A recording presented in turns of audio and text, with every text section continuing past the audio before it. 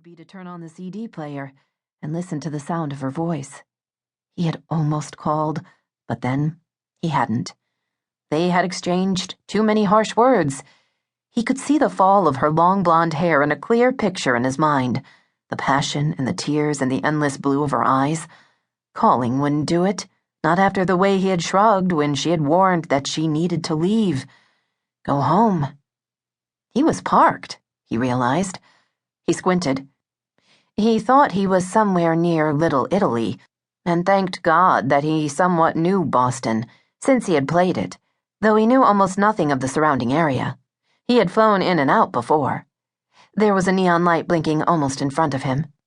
It was like a flipping miracle. He had gotten a parking space in the city of Boston right in front of a restaurant, or a bar, or something. He couldn't make out the name.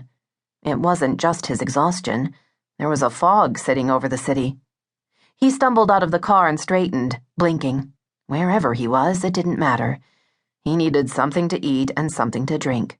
And no matter how desperate he had become to reach Megan in person, he was going to get some sleep somewhere very near.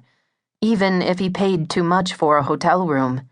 He'd die on the road for sure and take someone else with him if he didn't get some sleep. But first, food and a cold beer.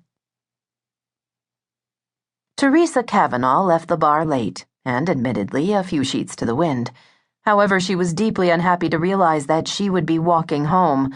George Roscoe was supposed to have given her a ride home, but that was before George hooked up with the pretty blonde bartender. It hadn't mattered at the time, because Teresa had found the guy at the pool table to be totally fascinating, and she had been certain that he intended to give her a ride home.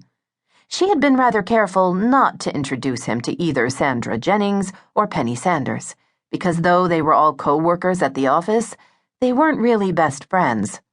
And even best friends, she had discovered, might hone in on a cute guy a girl met at a bar.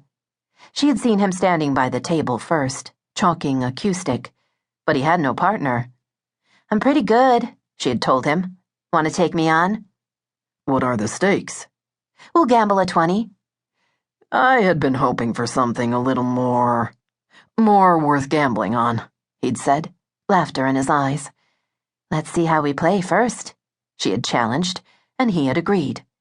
She'd taken the first game. He'd paid up immediately. They had laughed, they had talked. Maybe she had talked more than she should have, because after she returned from the ladies' room, he was gone, and so was George. And at closing time, she had realized she was alone. So, feeling somewhat irritated, she left alone.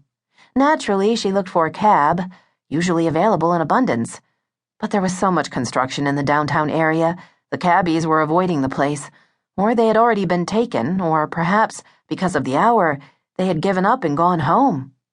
She could have tried calling, but when she returned to the bar to do so, the doors were locked and no one responded to her banging.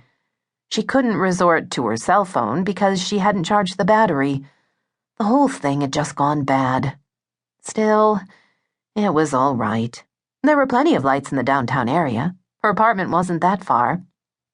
And when she started out, it was fine. But then came the fog. She thought she was imagining it at first.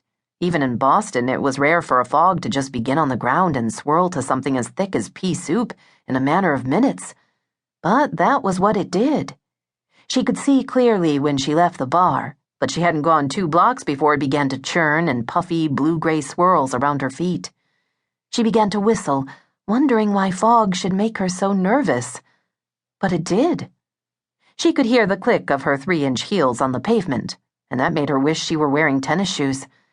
But she was still dressed as she had been at work, smart business suit with a great A-line shirt, and the tank that she liked so very much. Naturally, she had known they were going to dinner and onward to party that night. Friday night. The workforce lived for Friday nights, or so it seemed in Boston. At least it did at her company. They were a brokerage firm, still a Monday through Friday, 9 to 5 kind of company.